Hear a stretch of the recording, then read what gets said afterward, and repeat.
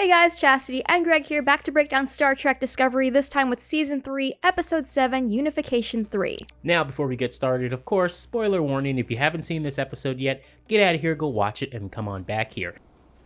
Okay, so first let's discuss the title of the episode. It's Unification III. So for fellow TNG fans, you'll recognize Unification I and II were episodes of TNG Season 5, and you should watch those first. But if you didn't, we'll give you a little context here so you can keep going with this video.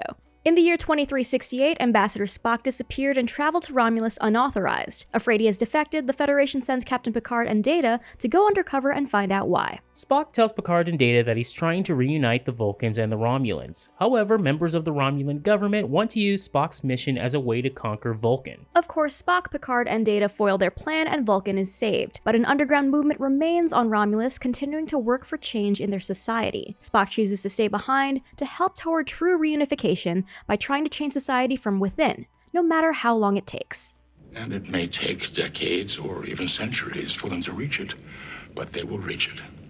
And now we jump to Unification Part 3, which is in the year 3188, which is 820 years after Unifications Part 1 and 2. So the episode starts off with Michael feeling unsure about how she fits in with Starfleet after recent events. Remember, she's been demoted. She feels distant from her friends, and she's getting very close with Book. So Book proposes going off on space adventures, kind of giving her an out to a life that she might enjoy more, but of course, it's not in Burnham's nature. She wants to solve the mystery of the burn, so she's not ready to go anywhere just yet. She's got work to do, and she, as always, she takes this upon herself as her purpose. Speaking of the mystery of the black box, Tilly tells Burnham that the difference between when the first black box and the second black box lost contact was 1/1,000,000th of a microsecond. They still don't have enough data to pinpoint the source of the burn in 3D space. And the third black box that Book found showed that the Gianconi lost contact 7/1,000,000th of a second after the first black box from the Yelchin. Burnham also found an experiment, SB-19, which spread sensors across dozens of light years of subspace, but its findings were not made public. Burnham tells Vance that the three ships were destroyed at different times, which surprises him. So Michael asked him about SB-19, and he says he cannot talk about it because it involves Ni'Var,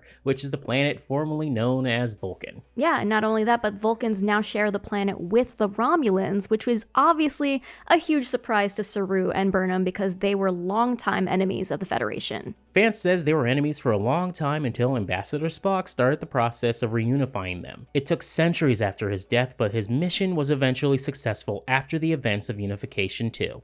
Vance says that Vulcans and Romulans were two tribes of the same species. So the term Ni'Var was actually coined in 1967 by linguist Dorothy Jones, who invented one of the first sophisticated Vulcan languages. The phrase Ni'Var means two form, and was an art form on Vulcan in which a subject was examined from two different viewpoints, or in terms of its having two different aspects or natures. So the term became popular with the Trek fan community, and it's a pretty good fit for the planet. So Vance mentions that Ni'Var left the Federation over 100 years ago, and you would think it was the Romulans that had something to do with this, but nope, it was the Vulcans. Something that we also learn is that the Federation was running out of dilithium before the burn. Planets were ordered to find a solution, and Ni'Var contributed SB-19, a system to transport starships thousands of light years in an instant. So actually, Ni'Var's scientists felt that it was too dangerous to go through with, so they asked if they could please stop working on this. But of course, the Federation was like, no, this is the closest thing we have to an answer, and forced them to keep going. So what did Ni'Var do? They pulled out of the Federation, they left, and they kept their data. They think they caused the burn? No. They think we forced them to cause the burn. So Burnham wants to present Ni'Var with proof that the burn had a different origin. Vance thinks that sending Spock's sister as a representative might tip the scale and reopen the door with Ni'Var. I mean, it's a good plan. I like how his eyes just lit up like a light, like he was stunned. Spock's Like, oh, I got it. They'll listen to me now. We can finally open conversations again. Next, Burnham flashes back to her last talk with Spock in Season 2, telling him to let others reach for him. Then she watches archive footage of Spock from the personal files of Jean-Luc Picard, which shows Spock talking to Picard about the reasoning behind his mission of unification in the TNG episode Unification II. So we also noticed that in the video clip that Burnham watched, it's actually two conversations stitched together, one from earlier in Unification II and one at the very end. Obviously this is for the purpose of storytelling, but we happen to notice that. And in it, Spock explains that closed minds have kept these two worlds apart for centuries, and that they must seek a way to change that. And just like we predicted in the last episode, Saru asked Tilly to be his acting first officer. Yeah, I mean, that's kind of how they were shaping it up to be, but It still doesn't make any sense. Like, she's completely outranked by the entire bridge crew. Even Tilly thinks it's weird when she's first asked. She's just like, I'm an ensign. And then she goes to Stamets, and like, he's busy at the time, and his gut reaction is like, I find listening to your commands like deeply weird, almost disturbing. But then later on, he rallies the entire bridge crew to tell Tilly to say yes. Yeah, it's a cute scene. I like it. Everyone's saying, say yes. But then I'm just imagining I'm cutting to like 2 weeks later, Saru's off the bridge for whatever reason, and just all hell breaks loose. Those smiles are going to disappear in a second. I'm sure she'll be fine. And also, Saru did specify that she's the acting first officer until he finds a replacement. So maybe it happens in the season finale. Yeah, I'm not convinced that the entire bridge crew is collectively happy about this. I think maybe a few of them are like, oh, I don't want that responsibility. That's too much responsibility. But there's definitely a few of them who are overachievers and in the back of their mind are just like silently weeping. Then Discovery jumps to Navarre, which hasn't been visited by a Federation ship in nearly a century. We also see Stamets using the new Spore Drive nanogel controls in action, and he seems more comfortable and pleased with it. And they're greeted by Tarina, president of Navarre. She's been briefed about Discovery's crew and about Burnham, and she wishes that Spock could see the fruits of his labor as Burnham does now. Tarina wants to dispense with the Federation's request for the data related to SB-19, which is a great issue of cultural and political sensitivity, and the balance of reunification became even more complicated after the burn, so Tarina wants to prevent Burnham's theory from reopening old wounds, so she denies access to SB-19. Instead, Burnham puts Tarina on the spot, and she asks for a scientific inquiry because she was part of the Vulcan Academy, so here we are now. Then as a graduate of the Vulcan Science Academy, I respectfully invoke the Tikal and Ket. Michael explains that the Tikal and Ket is a philosophical process designed to unearth deep truths, which led to early Vulcan scientific advancement. And once evoked, the request cannot be denied, so that's very convenient. So Burnham will have to defend her hypothesis before the Science Institute. Next, those very serious members of the Science Institute appear on Discovery, and President Tarina tells Burnham her advocate will arrive soon. Turns out in this century, only the Qowat Milat can be the advocates. The warrior nuns are back! Yolantru.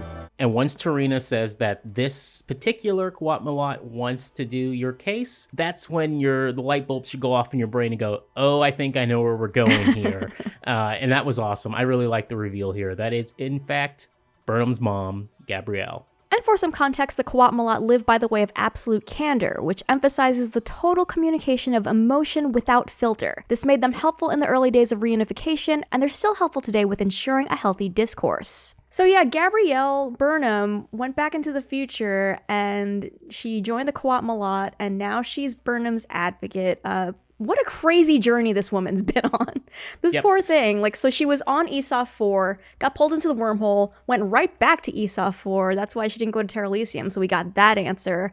And then she joined the Qowat Milat, and now she's a warrior nun. So that's pretty badass. So during the mother-daughter reunion, Gabrielle tells Michael she seems lost and hypothesizes that she learned to live and like a different kind of life. Michael says she doesn't think she fits in anymore. Gabrielle tells her the Qowat Milat sisters bind themselves to lost causes, which Michael is now going into the Tikal and Ket. The panel that Michael is up against includes Naraj, a Romulan elder, Vakir, the chair of the Quorum, and a young leader of a sect of Vulcans, and She-Ra speaks for the Romulans and Vulcans trying to forge a new path. Later, Saru tells Tarina he hopes they will open new channels of diplomacy with Navarre. Tarina says there have been numerous issues with the Federation besides SB-19, and she says the size of the Federation caused the scarcity of dilithium. Next, the Tikal and Ket begins. Michael stands before the Quorum and states that the purpose is to find the truth, tested by logic and fact. Vakir says they found the data of her presentation lacking and moves to dismiss this quorum. But Burnham says she has evidence that the burn didn't start at Navarre. Vakir dismisses it and says her sample size is inconsequential compared to the Navarre Science Institute's data, and they don't want to risk how the Federation may use that data. Naraj, however, wants to share the data if there's a chance they're not responsible for the burn, and Shira would be willing to consider but doesn't know Michael's motives. There's no consensus, so Gabrielle calls to take a moment to adjourn.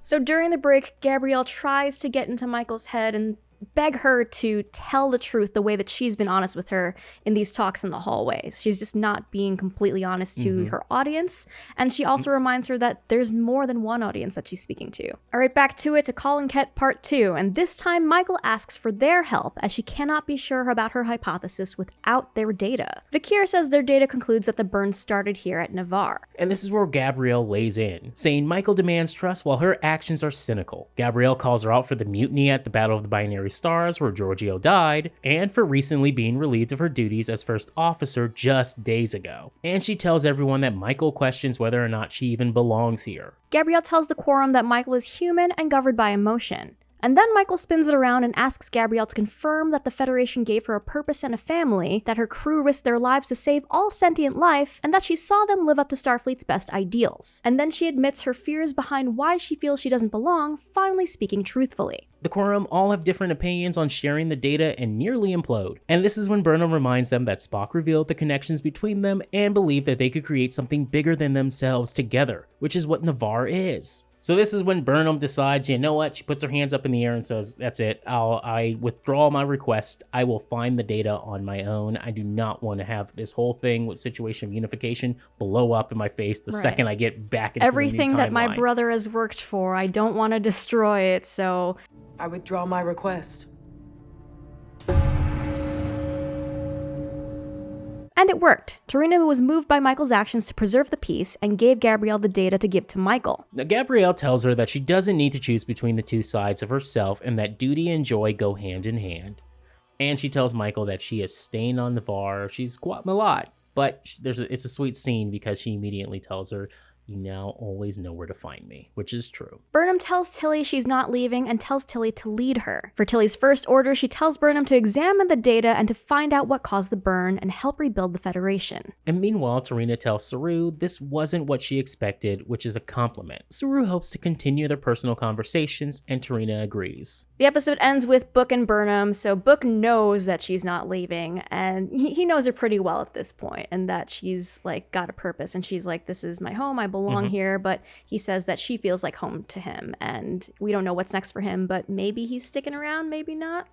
Very Han Solo, so you never know. Now on to things we noticed and Easter eggs.